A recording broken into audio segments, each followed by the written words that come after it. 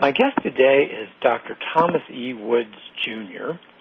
Tom is the New York Times best-selling author of Meltdown, a free market look at why the stock market collapsed, the economy tanked, and government bailouts will make things worse. Tom is also the author of The Politically Incorrect Guide to American History. Both of those books are published by Regnery. Tom holds a bachelor's degree in history from Harvard and a master's degree in philosophy and a PhD from Columbia. Dr. Woods is a senior fellow in history at the Mises Institute. Tom, welcome to the show. Thanks very much, Mike. Glad to be here. Oh, it's delightful to have you here. Tom, I was looking through your book again last night, and there's just there's hours worth of things we could talk about here, but I thought what we would do is if I just go to the first page of your book, Meltdown, I'm quoting here, Tom. It says, anyone and everyone has been blamed for the current crisis except for the government itself. So, Tom, what are the problems that you see government being responsible for? Well, I talk in there, and this is frankly the reason I wrote the book, actually, is that there's this conventional wisdom that the government is utterly blameless. It's just greedy capitalists and the free market system, which is just given to boom and bust cycles for no apparent reason, and the government is the innocent bystander who then after the fact comes in and puts everything right. And this is such a grotesque distortion of the truth, and the consequences of believing it are so grave and potentially revolutionary for our society that I thought this can't be allowed to pass without comment. We have to fight with everything we have. So it's true that the government plays important roles in ginning up the housing market, for example, by means of interventions like Fannie Mae and Freddie Mac, which are not private organizations by any rational definition, given all the special tax and regulatory breaks they got, and given what a lot of people sort of assumed was an implicit bailout guarantee. But in addition to things like that, I think the main factor that contributed to this, that the government has some role in, involves the policy of the Federal Reserve System. Now, even though, strictly speaking, the Fed is not a department of the government, nevertheless, it survives and is able to operate at all because of monopoly privileges the government gives it. I mean, it can create legal tender money out of thin air, and in doing so, by expanding the money supply through the banking system, it can influence interest rates, so it has a tremendously important role in the economy. And I'm making the argument that is happily no longer particularly controversial, that it was Alan Greenspan's decision to hold interest rates so low that led to the housing bubble, that you wouldn't have had a housing bubble in the absence of the Fed.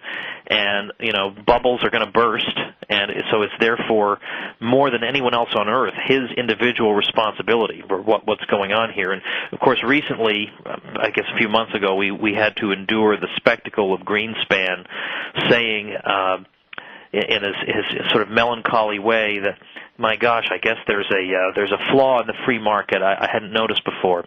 Well, Alan, we have met the flaw, and it is you. And that's by and large the thesis of the book, that as in so many other cases in American history, the Fed or the central bank gives rise to economic dislocation, it discombobulates the market, and then the free market is blamed for this. Well, it's not the free market's fault, it's the Fed's fault. Yeah, I want to come back, Tom, and talk a little bit more about the Fed, because I think we're definitely on the same page about the Federal Reserve. I did want to ask you a little bit more about the housing bubble.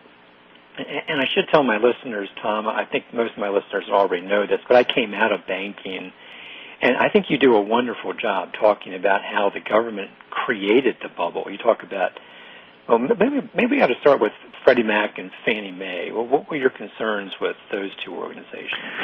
Well, initially, Fannie Mae was a government agency back in the 30s, and then in the 60s it was putatively anyway privatized. And Freddie Mac was established in 1970 right off the bat as a supposedly private organization to compete with Fannie Mae. And Fannie's role evolved over time, and eventually it just became the role of making housing affordable, and they eventually began to make housing affordable, supposedly, by purchasing mortgages on the secondary market. So your local bank extends a mortgage loan to you. Fannie Mae could go buy that loan, that is, purchase the rights to receive the monthly mortgage payments from the bank, and therefore the bank now doesn't have that mortgage. The bank now has money to extend more mortgages. And what followed from this was that, given that Fannie and Freddie, more or less everyone knew that if they ever got in big trouble, I mean, not only did they have a line of credit with the Treasury, but that line of credit would probably be, probably more or less an indefinite thing if it came to that.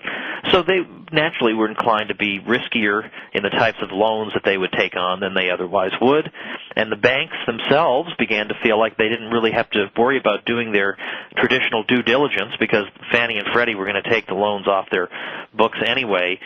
And Fannie and Freddie also politicized the process of granting home mortgages, because it wasn't just the Community Reinvestment Act. It was every single government agency, quasi-government agency connected to housing that was insisting that loans be made, sometimes on racial grounds, to make sure that everybody has access to credit, which of course in and of itself is is not a bad thing to want people to have access to credit, but we can't bring that about through arbitrary fiat. I mean, you have to use traditional standards of creditworthiness, and these things began to be dismissed as just sort of old relics, the stupid old days that are really just obstacles in the path of people getting housing. But Fannie and Freddie were extremely reckless in the types of loans they were willing to take on, and then packaging them. The whole model has turned out to be a gigantic bust. These are not things we need in a free society, and they're premised on the idea that everybody needs to be a homeowner, and that's a false premise, and it's an impossible premise. And some people would do much better renting, and heck, you don't have a lot of headaches renting. You give your landlord all the headaches. It's not a bad thing to rent, but we've got this superstition that everybody's got to own a home. Well, unfortunately, that superstition, it's just like everybody needs to go to college, and everybody needs to get a master's degree, and everybody needs to get a PhD. Well, the standards for these things are going to fall the more you start to claim that everybody should have them. Instead, we should let the market decide who should get what, and that's the fairest and most economically sustainable criterion. That's really well put, and I think what you're saying is so true, Tom, because I remember when I was in banking, we were making home loans fast and furious because we knew we could sell them off to Fannie Mae and Freddie Mac, and to be quite honest, we wouldn't have made those loans, without that artificial secondary market to buy those things. And that's such an important point, Mike, because I think people now are being led to believe that this is the fault of the banks and the mortgage lenders, and then they're to blame. They're just predatory people. Like, they want to make loans that they'll never get paid back. Like, why would a bank want to do that? It's that the banks were basically doing what the government obviously wanted them to do, which was to create an ownership society and extend mortgages to more and more people. George Bush himself, who's supposedly a supporter of the free market, which is a laugh, but George W. Bush himself made a speech in which he was very disparaging about the down payment, the idea of the down payment, that we should do away with this. We should have a transfer program where we tax some people in order to pay other people's down payments. I mean, in that type of environment, the suggestion that more regulation was the solution is beyond laughable. You're telling me that I'm supposed to rest the prospects of American prosperity on a handful of regulators who would have had the backbone to stand up to the entire government, to the media, to academia, all of whom obviously wanted to hear that the mortgage market was just fine and that this was a sustainable situation. Who would have done that? Of course, no one. Tom, I think that's probably a great place for us to take our first break here. Then we'll come back to that after the break. But I got to tell my listeners, Tom, I think your description of Freddie Mac, Fannie Mae the Community Reinvestment Act, all these issues around the housing bubble. This is probably the best summary I've seen of it. It's a great job. Thank you. My guest today is Dr. Tom Woods. He is the author of Meltdown. And during the break, Tom was telling me some interesting behind-the-scenes things going on with the book. And Tom, you want to share some of that with my listeners? Oh, sure. Now, I'm very happy to say Meltdown, which has a foreword by Ron Paul, is the only politician with any credibility in my view, was a New York Times bestseller this year for 10 weeks, and I was very happy about that. But interestingly, the New York Times refuses to review it. According to my publisher, they have refused to review it. So they will not allow their readers' eyes to be soiled by these words and arguments. No, we're just going to get the New York Times version. What's interesting is what the New York Times will let them read. And what they will let them read are the columns of Paul Krugman. There's a collective groan going up from all your listeners right now. Paul Krugman, of course, as we all know, was very, most unfortunately, was the Nobel Prize winner last year, believe it or not, but for his work on international trade, not for his crummy articles in the New York Times. But interestingly, Krugman in 2001, October 2001, said, and Krugman, by the way, has been taking credit. He's been claiming that he saw the housing bubble coming, and he's a great prognosticator. Well, in October 2001, we have him saying, what we need right now is low interest rates to spur housing.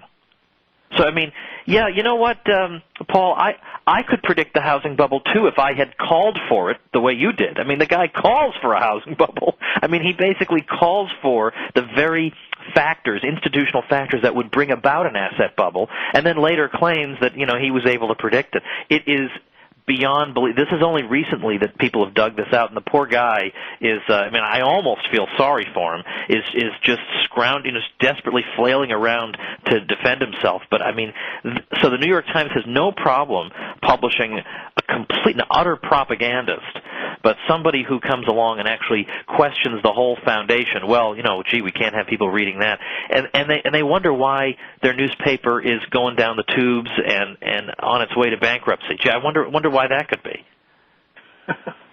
That's amazing.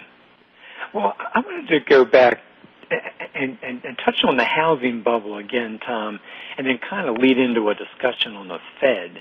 I know you talk about in your book that this issue you brought up about the Fed artificially keeping interest rates down led to the housing bubble. And wasn't that also true with the dotcom bubble as well? Yeah, I think so. There was a good article in the Quarterly Journal of Austrian Economics some years ago called something along the lines of, Can Austrian Business Cycle Theory Explain the Dot-Com Boom and Bust? And needless to say, the authors, one of them a professor at Auburn University, came to the conclusion that, yes, it can account for that. So, Roger Garrison, who's one of the great experts, and he'd be a great guest for you, incidentally. Roger Garrison is one of the great experts on business cycle theory, and one of the things he said to me once was that, each business cycle has unique characteristics. Like, in other words, we know that artificially low interest rates encourage an unsustainable investment path. But the exact direction that path will take can vary from case to case. We had a housing bubble this time, I think for particular reasons, and because government was encouraging artificially easier lending standards in the mortgage market. So I think a lot of the new money tended to go into the mortgage market. But in the 1990s, it was the dot-coms. And what Garrison says is that what tends to happen by and large is whatever the big thing is will then become, under the influence of the Fed's easy money, grotesquely big and way out of control beyond where it should be. It'll reach completely irrational heights. And I think that's what happened. And then what's particularly useful to realize is that in the wake of the dot-com boom and bust, around 2001, Greenspan was getting kind of tired of being in a bust. He wanted the boom again. So we got 11 rate cuts in 2001 alone, and people were saying, wow, he's the maestro. He really navigated us out of this downturn. But the problem is when the Fed intervenes to create still more credit, to navigate you out of a bust created by its earlier interventions in the economy, all it does is postpone the bust and make it worse when it comes. Mises gave the example of the analogy of a home builder. Imagine a home builder building a house, but he's under the impression he has 20% more bricks than he actually has. Well, the longer he builds that house, the worse it's going to be when his error is exposed and comes to light. And so it's better for him to discover this error earlier so he can stop what he's doing, reassess his situation, and adjust his production plan accordingly. But the longer he persists, the worse his losses will be. If he stops after just laying one row of bricks, okay, he's got a minor loss, but he can recover. But if he continues building and he's got the house almost done, then he realizes no more resources exist, then it's going to be much harder to adjust. A lot of those resources will be squandered forever. And so the analogy is that what's going on when the Fed decides it's going to get us out of a recession by doing more of the same is it's like saying to the home builder, hey, why don't you drink a lot of vodka? Because if he drinks a lot of vodka, maybe he won't notice that he's got a dwindling supply of bricks. Well, okay, yeah, that'll keep his boom going. That'll keep him building for a while, but it doesn't make the bust any less inevitable. And so Alan Greenspan encourages this artificial recovery, in effect, but the artificial recovery encourages people to keep doing what they've been doing, to carry on with the housing bubble instead of letting it bottom out there before all these errors have been made. People perpetuate this spending stream so that when the bust comes, all these intervening years they've continued to do the wrong thing, so the bust is all the more severe when it finally hits. Yeah, that's well put, Tom. I'm grabbing your book here, Meltdown, and as I recall, Tom, you have a whole chapter on the boom-bust business cycle. I think it's chapter 4. Chapter 4 in your book. And I like this chapter because I think you've done a really good job there, Tom, talking about the Austrian school and how it views the business cycle. I think you give that example in the book, too, of Mises and bricks. Yeah, I like that example. I do, too, because it makes it so obvious to see what's happening with that. That's an excellent chapter. If I could, Tom, let me go back to the Federal Reserve. You mentioned Congressman Ron Paul, who we both admire, and he's trying to get us to where we can at least audit the Fed. What are your thoughts, Tom, after that? Once we've audited the Fed, are you in agreement with me and our mutual friend Bob Murphy, we need to abolish the Fed altogether? Yeah, I am of that opinion, and I was on a radio program in Ohio about a month ago, and the host was very sympathetic to what I was saying. He was persuaded by my arguments, and then when we got to this, and I said, I think the Fed needs to be done away with. I think it's unconstitutional. It's superfluous to a free society, and it's positively an obstacle to the free and healthy development of a market economy. He said, well, aren't you throwing the baby out with the bathwater? And I said, you bet I am, because this is a demon baby. I want to do this. And I think in this case, it's a very healthy thing for us to think in ways that a lot of people haven't been encouraged to think in the past. I mean, every time we go through a crisis, the government exploits the situation to, as we've all heard the Rahm Emanuel quotation about not letting a crisis go to waste. It's that they want to exploit the situation to get things they wouldn't otherwise be able to get under normal circumstances. And so we hear crazy things like, $1.8 trillion deficits and green jobs and things they would have a harder time passing, but now they can, under the pretext of the crisis, get them passed. Well, why should the pro-government side be the only side of the argument that during a crisis gets to put forth radical, unusual views? I mean, they get to put their more and more government regimentation view forth. Why don't we get to put forth our less and less government view? And so I say, yeah, we should talk about the Fed, and we absolutely should consider abolishing it. That what we hear argued on behalf of the Fed is propaganda. If the Fed is supposed to be the great stabilizer of the economy, and they trot out all these statistics to show how much smoother the business cycle has been, I think that's a lot of hocus pocus, and I don't see how with a straight face you can look at the Fed right now and say it's the great stabilizer. If you're Jim Cramer, you could say that, but Jim Cramer is pretty much wrong about everything, so I would count that as a point in my favor. I agree with you. I probably ought to let this go because we're coming up on the break, but I'm thinking about the way you referred to this in the book, Tom, where you say the Fed is the elephant in the room, and I've had similar reactions as you talked about from other radio shows, we can talk about these issues and most people agree, but when you come to the Fed, somehow you just can't talk about that elephant. You just have to. Why do you think that is? Why do I have to avoid that? Well, I know we're coming up to the break, I'll be super brief, but for one reason or another, it has been off the table politically. No politician other than Ron Paul has really made an issue out of it in a presidential campaign. And they've just gone by the rules that nobody talks about the Fed. It's just the experts are there, and we've just been led to have a superstitious reverence for the technical competence of these people, when in fact the whole mission they're engaged in, no matter what their technical competence is foolish. But yeah, we've just allowed ourselves to think that this is a wonderful thing run by experts, and that if you're some kind of crank who probably needs psychological evaluation if you question it. Well, if we want to live in a free society, we have to be free to ask questions, and this is not coming a moment too soon. I think that's a good way to think about it. Yeah. How'd you say that? A superstitious reverence. You have a free chapter for your book, and that's on your website, right? Right, at tomwoods.com. There's a big thing about Meltdown on the front page. Just click on it, and you can get a free chapter. Okay, yeah. Now, of course, I'm going to recommend everybody go ahead and buy the book.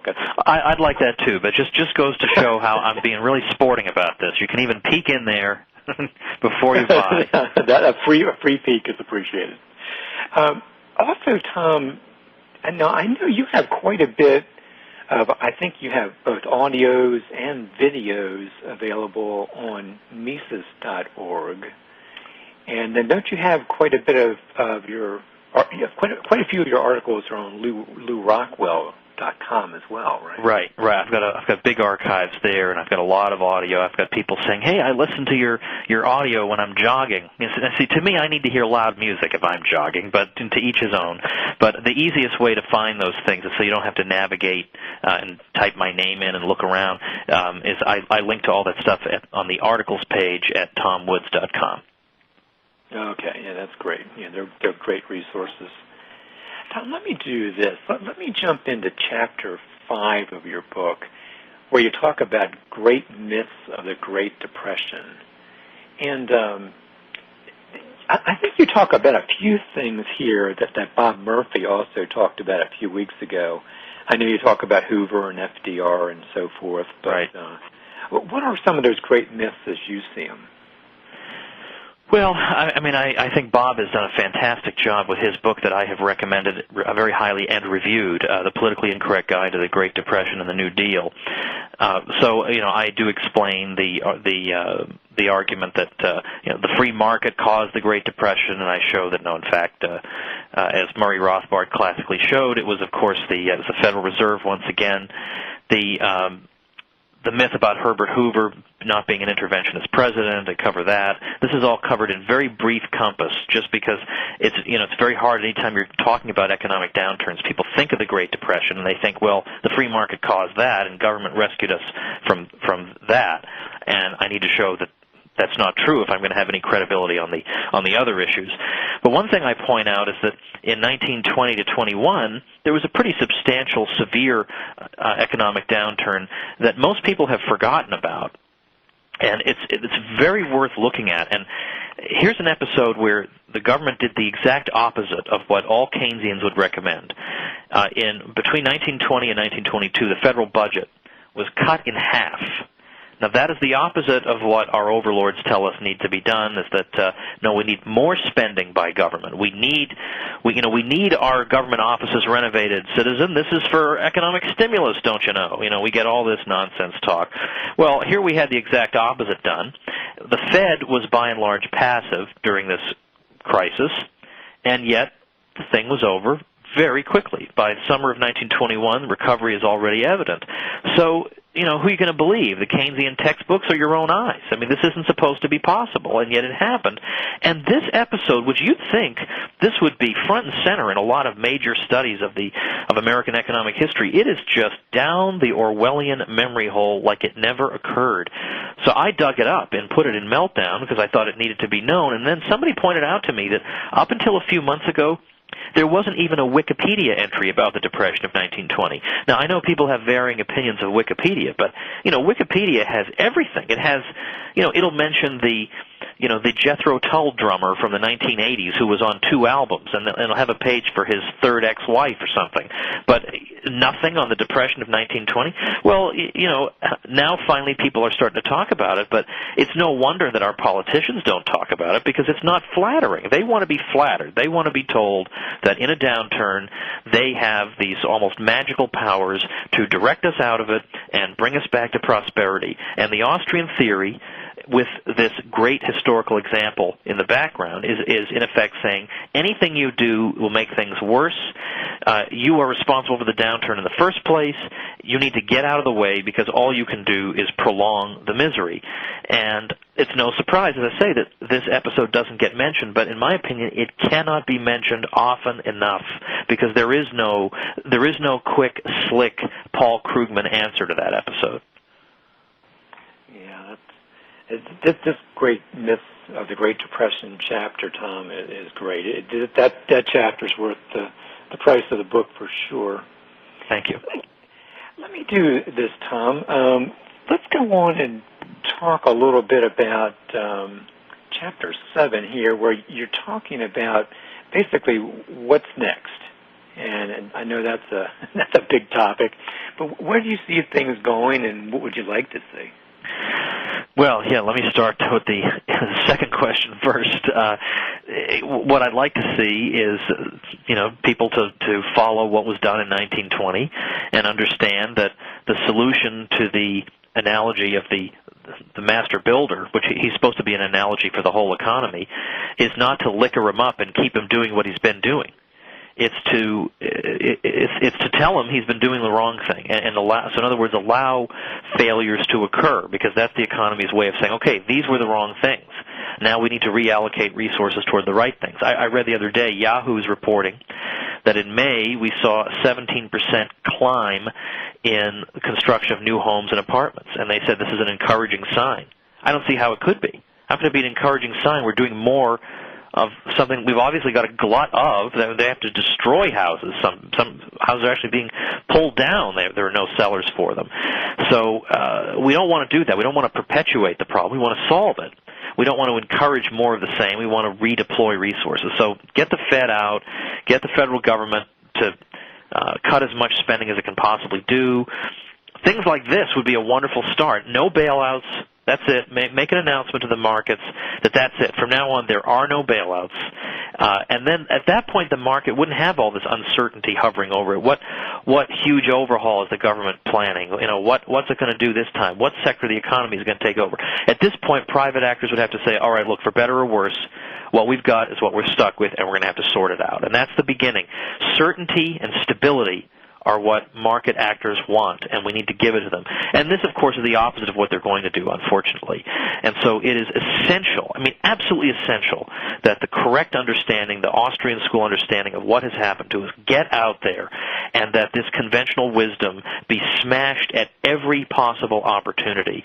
And, the only reason I put myself through writing a book like Meltdown, and writing it in great haste, and sacrificing everything, and staying up late, and working to get it out there as one of the first books on this, was so that the Krugmans of the world would not have the first and the last word, that there would be a free market point of view that's easy to understand, that you can give to your friends who think you're crazy, and by the end they'll say, hey, this makes sense. In fact, the guy who read the audio book is an Obama supporter, and then he wrote to me, he's a professional voice guy, and said, I have to admit, I thought your book was going to be just stupid Yahoo nonsense, and by the end of it I said, hey, this guy makes a good case. Well, then I'm satisfied. Yeah. Well, you make a good case, that's for sure.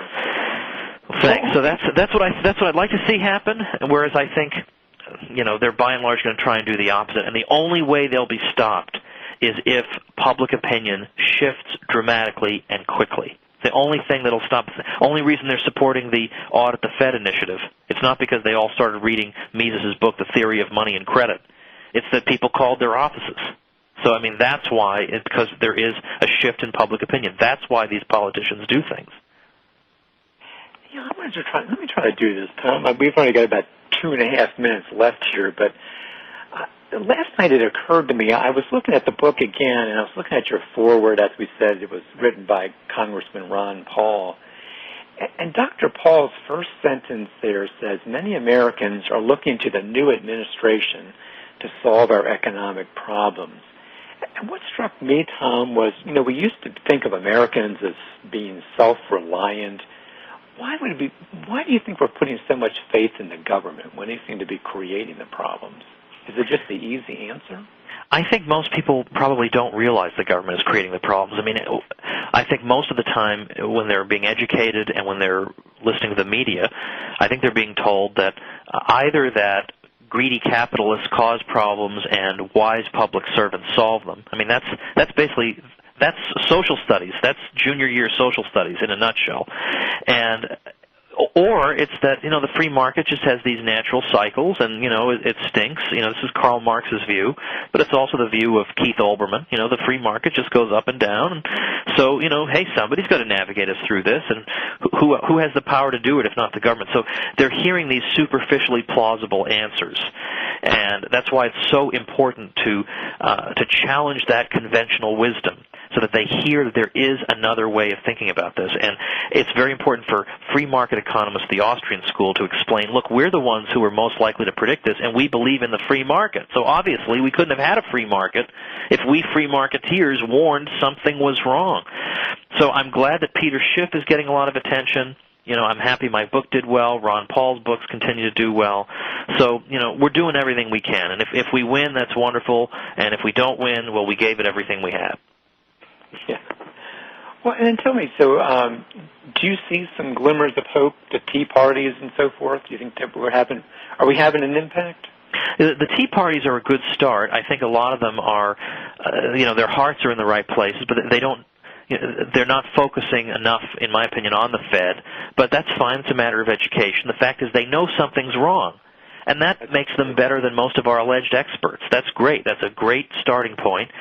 So sure, as long as that continues, and if we get a Republican in 2012, I hope they're still as outraged when he spends just as much as this guy. I mean, if you want to have any credibility, you're going to have to be consistent in your criticism. Yeah. Well, Tom, we're just about out of time, and I just want to thank you for being an absolutely wonderful guest today. This has been fascinating. So thanks, Tom, very much. You're very generous, Mike. It's been my pleasure.